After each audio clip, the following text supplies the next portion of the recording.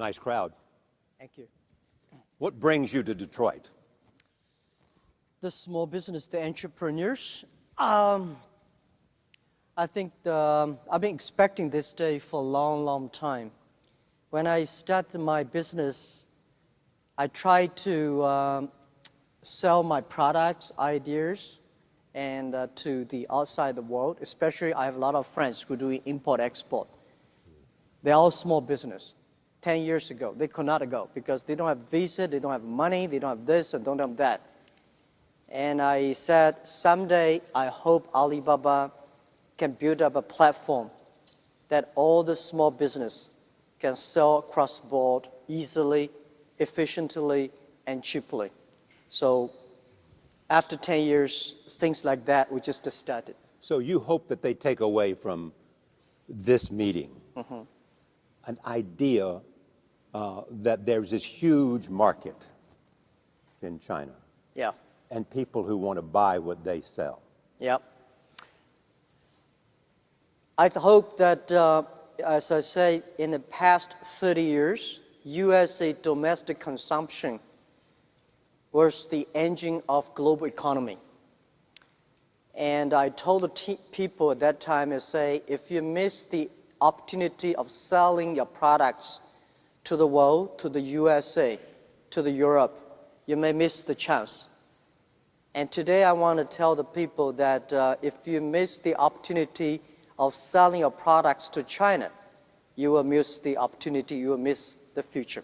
Next year, China will be a larger market than all other markets combined, the single biggest market in the world. But you said an interesting thing to me as we talked. You said, I want everybody in this room to know that if I can do it, they can do it.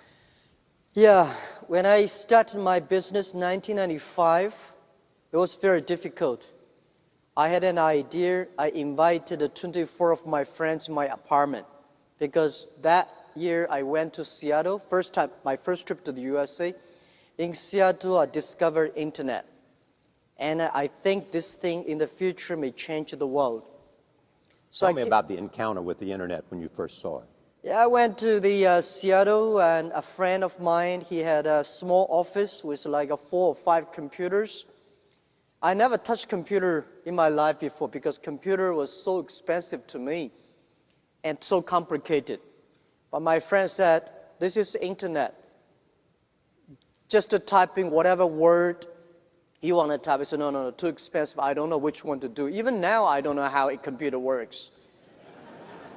So he said, Jack, it's not a bomb, just to type whatever. So the first word I typed in was beer. B-E-R, beer. I don't drink, I don't know why I typed beer. I found American beer, German beer, Japanese beer, no China. So I typed the word China. There's no information about China. So I say, what if we can make some China information on the internet? Let people know about China. So that was the idea. So I came back to China and say, I want to resign from my school. You were a teacher? I was a teacher. I've been teaching in the university for 6 years. So I said, I want to do it. I invite 24 of my friends to my apartment. After 2 hours of explaining what I'm going to do, internet, and 23 of them say, forget it. He said, this thing never worked because there's no such thing called internet in the world. You know nothing about a computer, so why you want to do this? And only one people, he said, Jack, if you want to try it, just to try it. But if there's something wrong, just come back. And after a whole night thinking, I say, I still want to do it. Because most of the people, they have a fancy ideas in the evening, but in the day, when they wake up in the evening or in the morning, they go back to do the same job. We have to do something different. So from there, I started my business borrowing $2,000 from my relatives and friends. So that was my trip. I call myself like a blind man riding on the back of blind tigers. And those people who are expert of riding horses, they all fall down, and I'm still surviving. Was that the beginning of Alibaba? That's the beginning of China Pages. Alibaba was 1999. So- Since 1995, I started business. I almost failed every project, never survived. So 1995, I got an idea, say, if China is going to join WTO, a lot of Chinese products is going to sell across the board. So if I can make a site that can help Chinese products selling outside and helping the small business in the other country sell to the other part of the world, that was the concept. So 1999, I started Alibaba in my apartment. You have said to me before also that in your mind, 1, 2, 3 is customer, Yep. employee, And shareholder. shareholder. Yeah. So when you tried to borrow that $2,000, you didn't tell that person that he was number 3. Well, the $2,000 was from my relatives, my parents, and all of friends I got $2,000. But when I raised my money for IPO, even for the when Alibaba IPO in the New York Stock Exchange, we raised $20 billion. I told the investors, we've been believing customer number 1, employee number 2, shareholder number 3. And people say this is against our American investor philosophy. I remember one of the investors said, hey, Jack, you know, if I know you are shareholder number 3, I would not have bought your stocks. I say, sir, please sell it. Because I believe there is so much money in the world, there is too much money in the world, but we only need the money who believe in our vision and mission. Because I believe if the customer are happy, employees are happy, the shareholders will be happy. But if the shareholders are happy, may not necessarily customer happy, and may not necessarily your employee will be happy. When you look,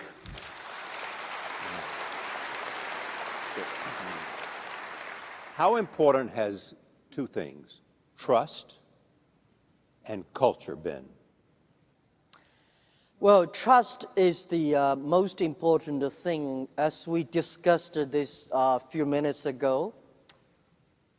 If people give me, when I had no money, because when Alibaba started, 18 founders in my apartment, I told everybody, say, put all your money savings on the table, leaving the money for 10 months food and room, rent yourself. The money you have put on the table, I want to gather the money, and nobody should borrow the money from parents. Nobody should borrow money from friends, because I don't want to make your parents and friends bankrupt because doing Alibaba. So 18 people, we gathered $50,000 US. We started Alibaba in my apartment. And those people, actually, none of us have money. But if somebody say, I give you $1 million US, and I give you trust, which one I would choose? I choose those people who give me the trust, because it's the trust that make us be united. It's the I think 18 founders, they trust me. Because they trust me, I have to be very loyal to them and loyal to the mission that we have. I think a lot of entrepreneurs know that I hate people work for me. I want people work for the mission that we agree together. Because you don't want people work for me, because people like me, when I look further, this guy's handsome. When I get closer, he's so ugly. Everybody in the world is the same. You should not get closer. Further is good. So you think, oh, Jack is great, but if you get closer, not necessarily. I will be angry, I will be unhappy, but when people trusting in you, that's the most valuable things. I think later when we got a lot of venture capitalists invested in us, the thing they noticed is that because my team trusts me and I trust my teams. So this is the trust. The other is about the culture. I think the knowledge-based period, if you want to have a smart people work for you, the smart people need to be managed by culture, not by rules and laws. So in our company, we spend most of the time about the culture. And the base of the culture is the trust. So this is what we believe. China has changed. Think back in 1995 when you were in Seattle, 1999. How has it changed between 1999 when you started Alibaba and today in 2017? Well, when I went back to China in 1995 with an idea of internet was very strange. China was not connected to the internet. So I tried to talk to a lot of my friends that what is internet? Nobody said, this thing never work. This thing never exist. Because it's true, because but people even say Jack is a liar because he's trying to steal money from people telling us there is an internet. So when I go to the China company registration office, I said, I want to register a company called Hangzhou Hope Internet Company. The guy looked at me and say, this is the English dictionary. Tell me there's no word called internet. Why you want to register a company called internet? So I cannot register a company name. But in 1995, in later August, China was connected to the internet. I was number 7 person connected to the China internet. In order to prove I was not lying, I invited my friend who is a TV man. Take the TV camera, they all stay in my home, and they just try to take the picture. I dive from Hangzhou to Shanghai, Shanghai to America to connect the internet. It took us 3 hours and a half to download the first front page. Yeah. At that time, there is no Netscape called the Mosaic. Oh, so I have to make like 100 stars to keep my journalist friends to stay and wait because to prove that I'm not telling a lie. So how big is Alibaba today? Today, from 1999, we have 18 founders to now we have close to 60,000 people. Our sales, called GMV, last year is over 550 billion US dollars. And it's just the beginning. We will probably go across 1 trillion US dollars in 3 years. In 3 years, so that's 3 years. 2020. That's the, no, I would say in 3 years is, 2020, that's the 20-year anniversary of Alibaba. This thing does not happen in 18 days or 20 days. When we started, year 2003, when I launched the Taobao and Tmall, was funny. We got 7 founders for Tmall or Taobao. I said, everybody go home, pick up looking for 4 things that list on the website. So we see who will come to buy, how much things we can sell. So we went home. Everybody cannot find 4 things that in the home we can sell because we're too poor. So we gathered 21 products. We listed on the website. We waited for 3 days. Nobody come to buy. And then the next week, we start to buy and sell ourselves. For the first week, all the sales was among ourselves. And then another week later, somebody started to test and sell. For almost 30 days, everything people sell, we all buy them. Mm-hmm. So we have a whole house of rubbish we bought online. Try to making sure that, so those guys who are able to sell say, oh wow, this thing really can sell things.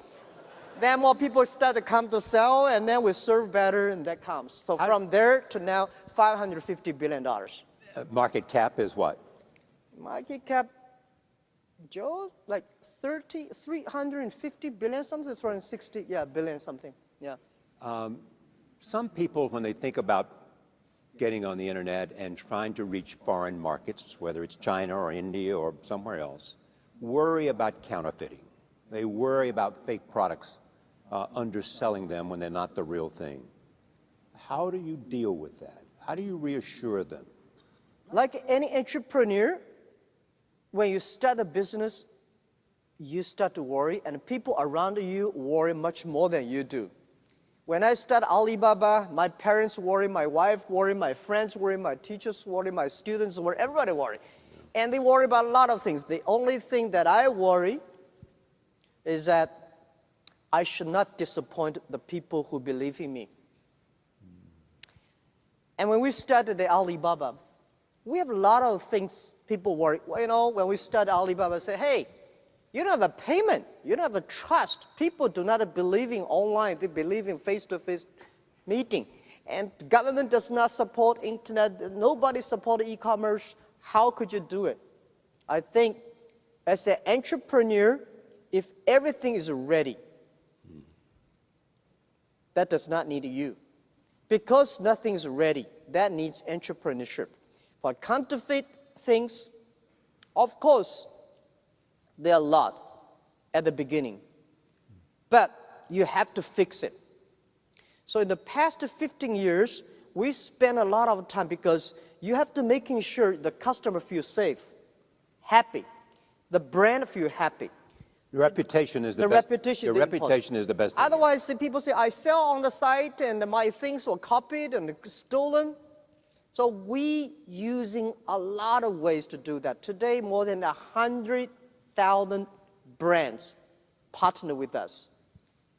And I think we have today, I assure all the SMEs here, we are the company online today, the leader on anti-counterfeit and IP protection. Because we know there are three things that would make our site die, three things that would be the cancer of our business: counterfeit, IP, and cheating.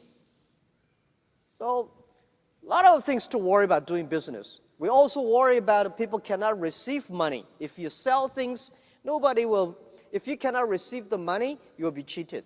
So we're using Alipay, we're using all the ways we do to try to making sure that SME can easily sell, easily receive the money, and customer service is good. When you created Alibaba, there were three things you said about it. I want to talk about the comparison with Amazon. You said it'll be asset light. You said it'll be a platform, not a retailer, difference from Amazon. And you said it would play on the world stage. Why did you decide to go that direction? A transactional company. Okay, I think the difference, Amazon is a great company. They did a fantastic job in America and the world, but they are e-commerce company. We are not an e-commerce company. We help others to become e-commerce. We believe every company can be Amazon. We try to empower the small business, a marketplace, they can reach their customers. We try to empower the companies with the logistics so they can deliver things quickly and cost effectively. We try to empower every small business. When they do e-commerce, they can easily receive the money. And this is all about, and we know that this company we made so much money in the past years.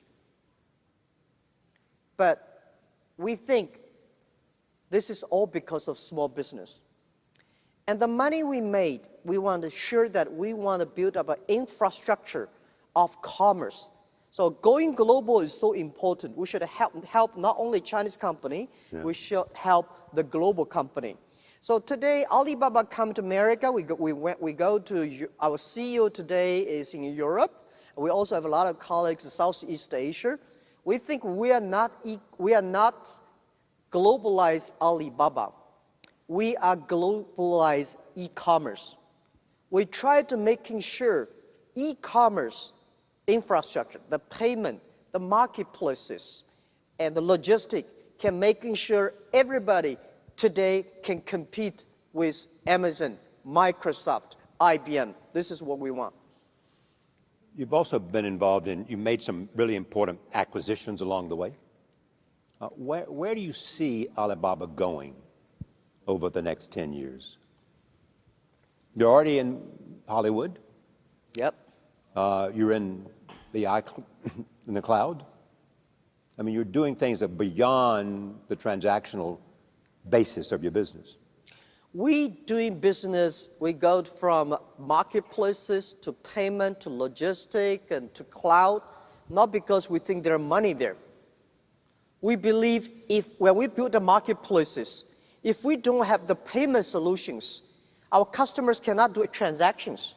When we have the payment, we know if we don't have logistic, they cannot finish the transactions. And when we have a lot of transactions, we say if we don't have cloud computing, the cost of IT for our customers is too expensive. So we do all these things not because we think there's money there, because we know if we don't do that, our customer cannot finish their job, their work. Our mission is helping doing business easier. So our company must be a mission and vision driven. Why we are on the Hollywood, the entertainment? Because we think 10, 20 years later, we have to know one thing. The world and everybody, no matter how rich you are, you want to be, or how successful you are, or unsuccessful you are, the most important thing is happy and healthy, which called a double H strategy.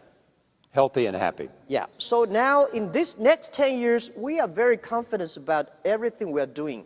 Our marketplaces, e-commerce will keep on growing. Our financing will keep on growing. Logistics will keep on growing. Cloud computing will keep growing. And then when we have that much money, how can we help the small business when they do business? Their business are happier and healthier. So that's why, so we do not think we are a company. We think we are economy. Today, Alibaba is an economy. Alibaba is economy. The size of Argentina's economy. Yeah, our GMV last year, $550 billion is almost like Argentina. We are ranking number 21, 22 country, GDP-wise. And in next 3 years, we'll go across $1 trillion. And we hope in 20 years, by year 2036, we will be the 5th largest economy of the world. That is America, China, Europe, Japan, and there is economy. We believe that economy, there will be a virtual economy that every small business of the world can leverage that economy. They can sell their products across the world. Every consumer of every country, they can buy things through their mobile phone or any device through all over the world. Everything they place on the line, within 72 hours, they will receive it. So this is our vision. Of course, Alibaba does not own that economy. We want to join the force with all the partners to build that economy. So it's never crossed your mind that maybe we should own a lot of assets, that we should have an inventory, that we should engage somehow beyond what we do in terms of making things? No, I think whether we should have inventory or not inventory depends on whether our customer need it. If our customers say, Jack, you should build more warehouses, we build warehouses. If our partner does not have the capability of doing things, our business need it, we do it. We do it not because, we do it not because there's money. We do it because it is necessary. Do your competitors primarily come from China? Tencent, the others? No, I think. Who do you see as your competitor? Who do you say our competitor? I don't know. I don't know. Yeah, we have competed with Tencent here. We competed with Amazon there. We competed. But to me, I think it's too early. Next 30 years, internet is good. E-commerce is going to change the world. So it's like, I've been saying this to my team since when we were in the apartment. When we were in the apartment, I say, guys, in next 10 years, in the future, Alibaba will be the top 10 websites of the world. And my founders look at me and say, what does number 10 mean? Today we are ranking like a 500 million something at the back. Yeah. But you have to believe it. And then I told the team that internet is like a 10,000 meters running racing. We just finished the first 100 meters yet. Do not think the people beside you is a competitor. Running for another 3,000 meters, then you know who is a competitor. We are good today. We may not be good if we lose our hope, if we lose our vision, You lose your culture. if we lose our culture and team. We're nothing. Most of the company, they were so good. When Netscape was so good, we never thought it would disappear. Yahoo was good. We never thought like it today. So don't believe you'll be good all the time. Be paranoid. What was it Andy Grove said? You know, Yeah. only the paranoid survive. So I think it's honest as the entrepreneurs, do not think your neighbor Tom is a competitor. I think look at the thing you do is do not focus your eyes on the competitor. As you are too small to focus yourself on your neighbor or the competitor. Focus your customers. Make your customer happy is important. Most of the big companies, when they talk about competitors. I think my suggestion one day, giving you guys when you go become bigger, when it comes to China, most of the American companies, internet companies failed in China. One of the reasons is that they spend too much time on making their boss happy rather than their customer happy. They spend too much time on competing, not long-term strategy. So as the entrepreneur, the always number one priority is customer and employee. What's your role at the company? You've given up the CEO position to Michael Evans. You are still the face of Alibaba. You're traveling the globe all the time, preaching the Alibaba story. You are the visionary. You are the one who thinks about where Alibaba might be. How do you define your role today? I have 3 things to do. When I retire from CEO position, I told my CEO and teams, I promise when I'm a chairman, I'm still learning to be a chairman. I thought I would become a chairman when a company is big. I should have more free time, play golf on the beaches. But I found, oh my God, I fly 870 hours in the air last year, and this year 1,000 hours in the air.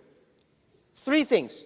The first thing I would do is I would making sure our company is a mission-driven company. Mission and a vision-driven company. We have to making sure the whole company believing we are building up an economy that can empower every small business, young people, women. They can easily do business through internet. This is number 1. So I'm talking to everybody in the company I meet. I remember there is a guy called David Wong. That was early days when I came to America. Talk about the internet, about the value mission of the company.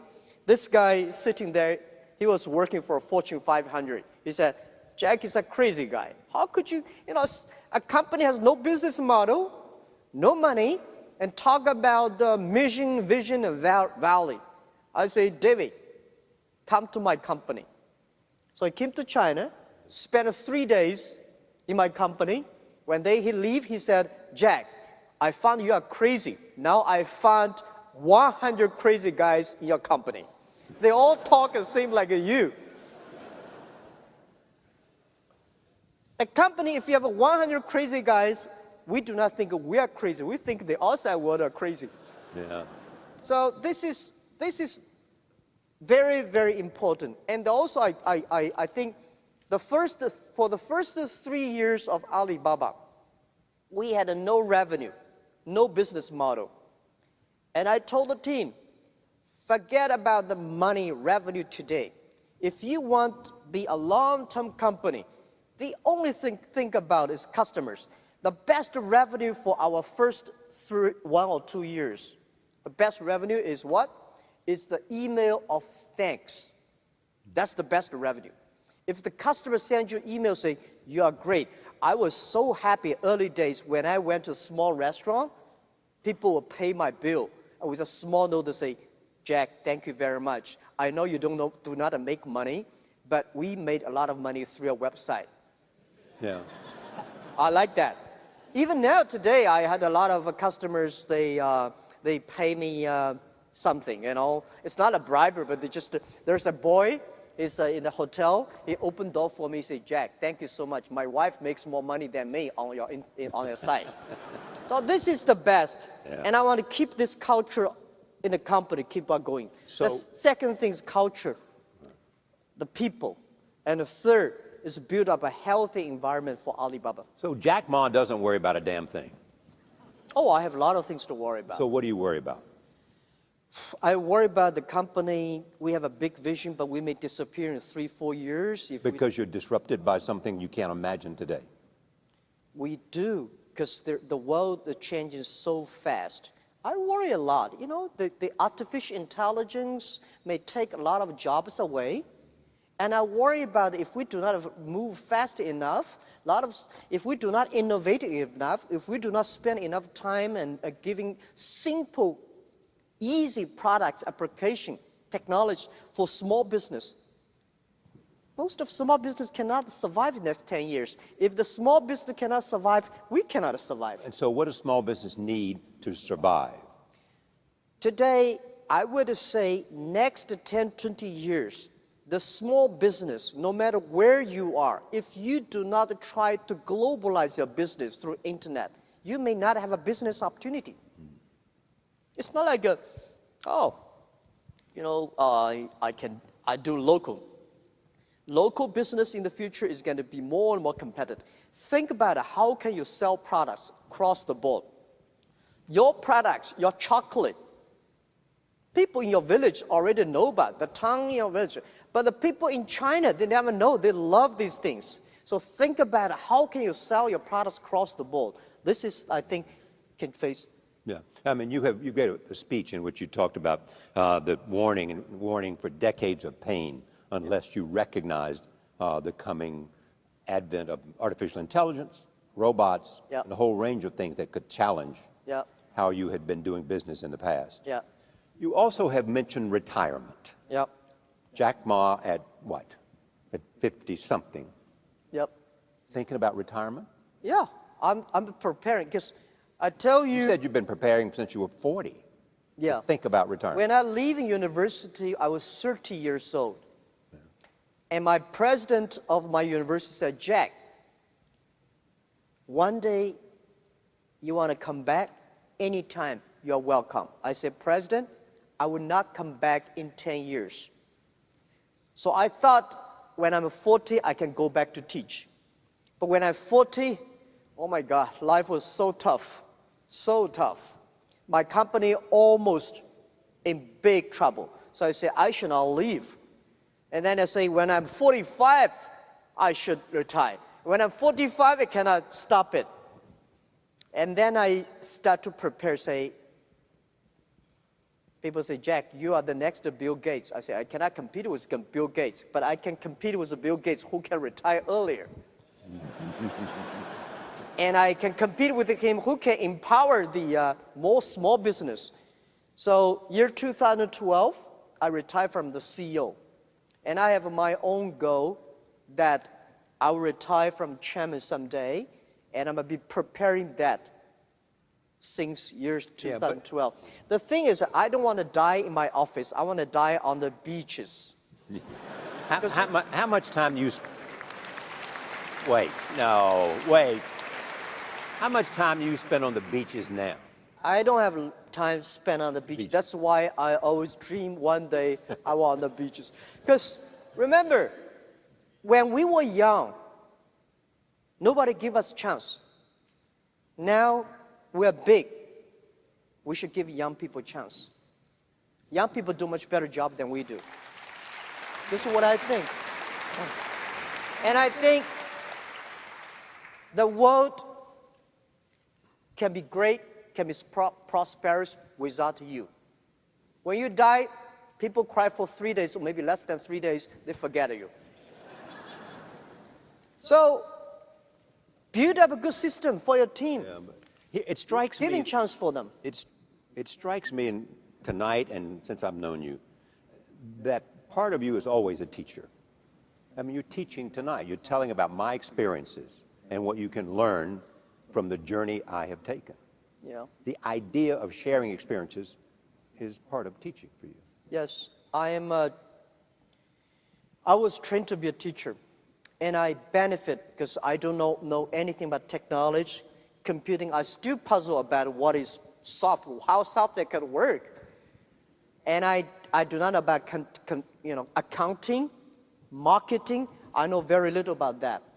But the thing I learned from being a teacher, that a teacher always want his students to be more successful and better than you are. So this is, I learned to be a good CEO. When I hire people, I always want to hire those people who are smarter than I am. And today I give a lot of advice to my colleagues. When they hire people, there's one judge. Look at the young man. If you think he will be your boss, he will be my boss in 5 years, hire him. Do not find people who will follow you all the time. So as a teacher, you want this student become a banker, this is a scientist, there's a mayor. You don't want this student bankrupt, that is in jail, So this is the way that I benefit. And then when I become a CEO, I call myself Chief Education Officer. And I love to talk, I love to share, because when as a teacher, you may not know a lot of things. The only things you learn and you share. People may not like the way I talk.